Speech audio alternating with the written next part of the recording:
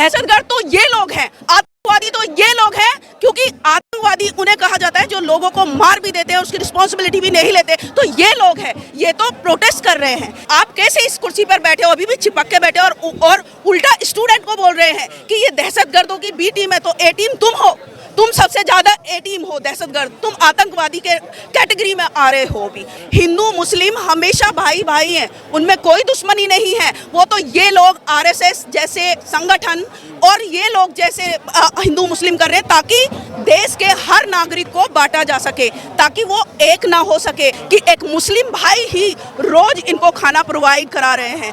और आप कहीं भी, चाहे कोरोना का पीरियड देख लीजिए, चाहे कोई भी विपदा देख लीजिए, आपको वहाँ पर सबसे ज़्यादा मुस्लिम खड़े मिलेंगे। तो आपको वो जो जितने बच्चों ने सुसाइड किया है उनकी जवाबदेही आपको देनी पड़ेगी। इतनी निकम्मी सरकार है, इतने निकम्मे लोग हैं, ये लोग चाहते हैं कि इंडिया पढ़े ही ना, मतलब स्टूडेंट पढ़े ही ना, क्योंकि अगर पढ़ेंगे नहीं तभी तो गुलाम बना सकेंगे उनको। अरे इनको क्या फर्क पड़ता है, इनके बच्चे तो विदेशों में पढ़ रहे हैं, इनको क्या फर्क पड़ता है? फर्क पड़ता है यहाँ की जनता को, जिस सरकार को हम लोगों ने हमारी रिस्पॉन्सिबिलिटी के लेने के लिए, देश को सुरक्षित रखने के लिए, देश की जरूरतों को पूरा करने के लिए शासन में भेजा था, आज वो हमारे देश को लूट कर खा रहे हैं। स्टूडेंट प्रोटेस्ट लगातार जारी है और अब ये प्रोटेस्ट जो है वो हंगर स्ट्राइक का रूप ले चुका है। आज बहुत सारे स्टूडेंट्स हैं जो हंगर स्ट्राइक पर बैठे हैं। सोनम वांगचुक भी यहाँ पर पहुँचे हैं और वो उन्होंने पहले ही ऐलान किया था कि अगर सरकार नहीं सुनती है तो वो हंगर स्ट्राइक करेंगे और वादे के तहत वो यहाँ पर पहुँच चुके हैं। मैम, किस तरह से देखती हैं, स्टूडेंट्स कंटिन्यू यहाँ पर बैठे हैं और मांग एक ही है कि धर्मेंद्र प्रधान का इस्तीफा चाहिए, क्या कहना है आपको? क्या सरकार सुनेगी इस मांग? देखिए, आज नहीं सुन रही है सरकार वो, लेकिन मजबूर होगी एक दिन, क्योंकि उसको अकाउंटेबिलिटी बनना पड़ेगा, उसको जवाबदेही बनना पड़ेगा। अभी पहले जैसा नहीं चलेगा कि आप कुछ भी मतलब करते जा रहे हो और अपनी सीट आप पकड़ कर बैठे हो। आपको वो जो जितने बच्चों ने सुसाइड किया है उनकी जवाबदेही आपको देनी पड़ेगी और उनकी रिस्पॉन्सिबिलिटी आपको लेनी पड़ेगी। लेकिन इतनी निकम्मी सरकार है, इतने निकम्मे लोग हैं, पता नहीं क्या, मैं समझ नहीं पा रही हूँ कि अभी इतना बड़ा आंदोलन पिछले 9 दिनों से चल रहा है, उसके बावजूद भी महाराष्ट्र में कल फिर से पेपर लीक हो जाता है। तो ये लोग क्या चाहते हैं? ये लोग चाहते हैं कि इंडिया पढ़े ही ना, मतलब स्टूडेंट पढ़े ही ना, क्योंकि अगर पढ़ेंगे नहीं तभी तो गुलाम बना सकेंगे उनको, क्योंकि शिक्षा जो है सवालों को जन्म देती है और ये लोग चाहते ही नहीं कि किसी भी तरीके से लोग शिक्षित हों। इसीलिए इन्होंने 1 लाख मतलब 90,000 से ज़्यादा सरकारी स्कूलों को बंद कर दिया। क्यों कर दिया? क्योंकि वहाँ पर निचले तबके के लोग सरकारी स्कूलों में पढ़ने आते थे। अरे इनको क्या फ़र्क पड़ता है, इनके बच्चे तो विदेशों में पढ़ रहे हैं, इनको क्या फ़र्क पड़ता है? फ़र्क पड़ता है यहाँ की जनता को, जो आज हर चीज़ में मतलब पिछड़ चुकी है। यानी कि आप देखो, बेरोजगारी में नंबर 1 हो चुकी है, भुखमरी में नंबर 1 हो चुकी है, भ्रष्टाचार में नंबर 1 हो चुकी है। यही सरकार पिछले 10 सालों से जो इसने इस पूरे देश को जो बेच दिया है, प्राइवेट जो छोटे मोटे सरकारी वो थे तब के उनको प्राइवेट कर दिया, और जिनको प्राइवेट ना करके उनको दूसरे लोगों को, अपने दोस्तों को, अडानी अंबानी, इनको बेच दिया।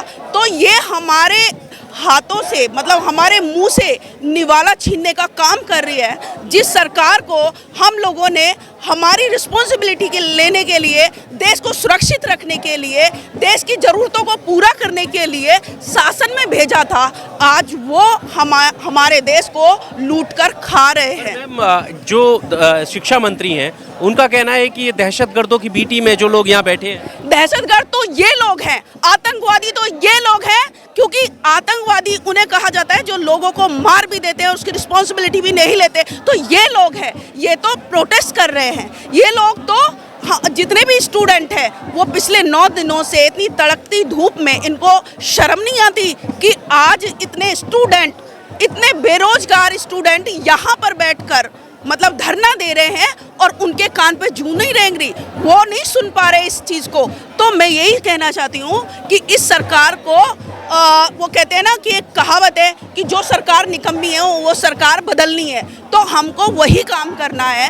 क्योंकि अगर यहाँ इस देश में सारी चीज़ों को सही करना है तो हमको इस देश में एक सही सभ्य सरकार लानी होगी। पर मैम यहाँ से प्रधानमंत्री का घर जो है वो बहुत करीब है, नज़दीक है।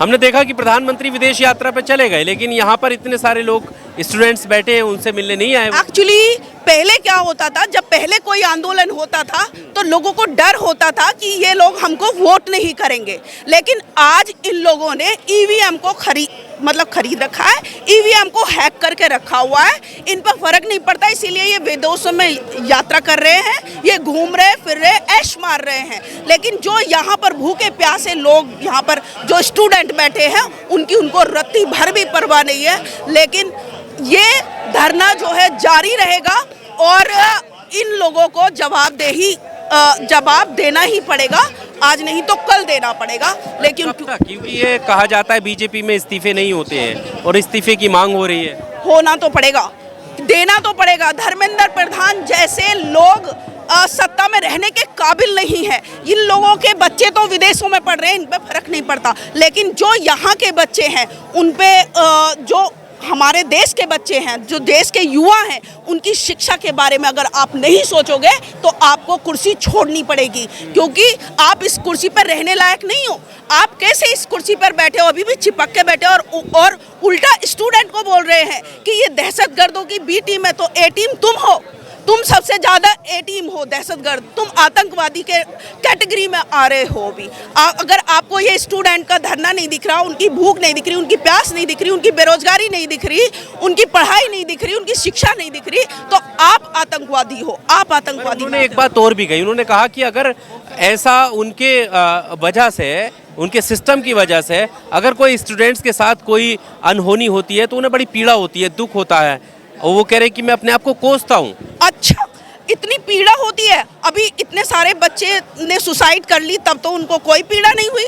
तब अगर पीड़ा होती ना तो वो उस रिस्पॉन्सिबिलिटी को लेता और वो अपनी गलती मानता कि शायद मेरी वजह से, क्योंकि एक पेपर लीक नहीं हुआ, पिछले 10 सालों में 70-80 पेपर लीक हो चुके हैं। और इससे बहुत बड़ा स्कैम, बहुत बड़ा पैसे का जो घोटाला जो चल रहा है कि बच्चों से पैसा लो और उससे अपनी जेब भरो, उससे अपने ऐशो आराम चुनो और उन बच्चों को मतलब उन पेपर देने ही मत दो।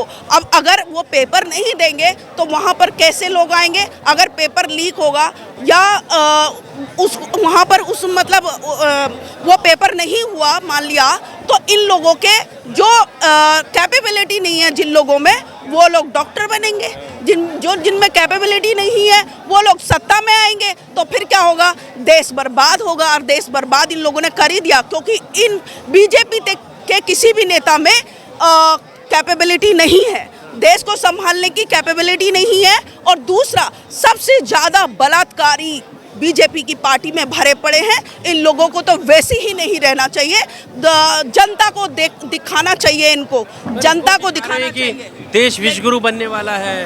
देश विश्व गुरु नहीं बनने वाला, देश बिल्कुल नीच मतलब भ्रष्टाचार में पूरा लीन हो चुका है, बर्बाद हो चुका है। और इन लोगों ने नीरव जैसे लोगों को और ललित मोदी जैसे लोगों को जो नोट लेकर हमारे यहाँ से देश से भाग गए, वहाँ पर बिजनेस कर रहे हैं, इन लोगों का यही चल रहा है।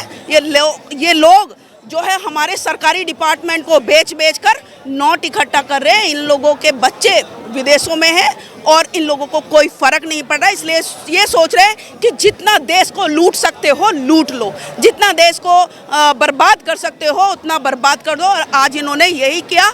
आज आप देख सकते हैं कि हर चीज़ में हमारा देश जो है नंबर 1 बनाने की बात की थी ना, तो हर चीज़ में नंबर 1 इन्होंने बना दिया।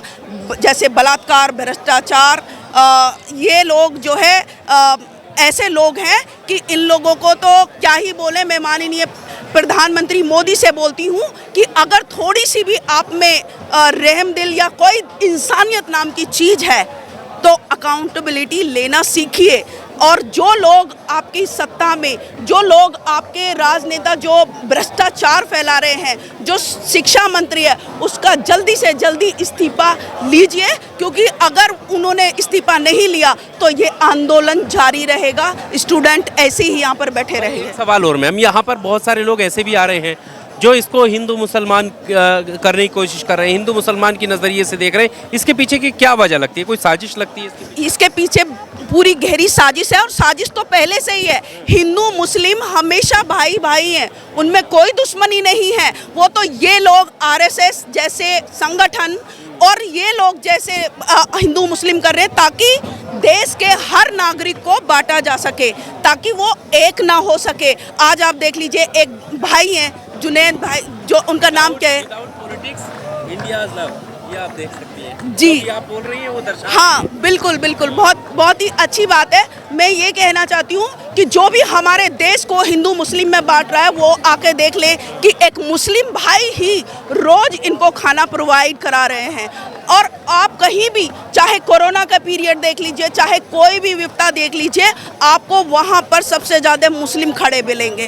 तो हर इंसान एक जैसा नहीं होता, हर धर्म में बुरे लोग भी होते हैं, अच्छे लोग भी होते हैं। आपके हिंदू धर्म में तो कितने बुरे लोग हैं, वो तो जातवात और वर्ण व्यवस्था उनके रग रग में भरी पड़ी है, वो तो किसी को सम्मान दे ही नहीं सकते। तो मैं एक अपील करना चाहती हूँ आपके चैनल के माध्यम से कि जितने भी यहाँ पर जनता है, चाहे लोग कितने भी आते रहें, लेकिन हमको शांतिपूर्ण व्यवस्था बनाकर यहाँ पर रखनी है। और दूसरा, हमको हिंदू मुस्लिम नहीं करना, क्योंकि इस देश को एकता की ज़रूरत है, और एकता है इस देश में, लेकिन कुछ लोग हैं जो उनको शुरू से अपनी राजनीति के लिए, अपने वोट बैंक के लिए बांटते आ रहे हैं। डर दिखाया जाता है, डर बैठाया जाता है, क्योंकि ये डर की राजनीति चल रही है, डराने की राजनीति चल रही है। इसीलिए इन राजनेताओं से और इनकी बातों से बिल्कुल भी मतलब वो मत होइए, क्योंकि ये लोग क्या है, ये लोग तो भड़काने का काम कर रहे हैं, ये लोग तो भड़काने का काम कर रहे हैं, ताकि ये मिशन मूवमेंट जो आज चल रहा है देश में, देश को बचाने के लिए जो ये मिशन मूवमेंट चल रहा है, उसको ख़त्म करने की साजिश कुछ चंद लोग आके यहाँ पर कर रहे हैं। तो ऐसा नहीं, हमको पहचानना है उन लोगों को। क्या नाम है? शकुन बौद्ध, बहुत गाजीपुर अच्छा से लगा आई आपसे बात करके। बहुत स्टूडेंट प्रोटेस्ट में ऐसे लोग भी आ रहे हैं तो बड़े अच्छे से बात रखते हैं, बताते हैं कि इस देश की असल समस्या क्या है और इस देश पर किन मुद्दों पर बात करनी चाहिए। बहरहाल इस वीडियो में सिर्फ इतना ही। देखते रहिएगा AR न्यूज़ इंडिया।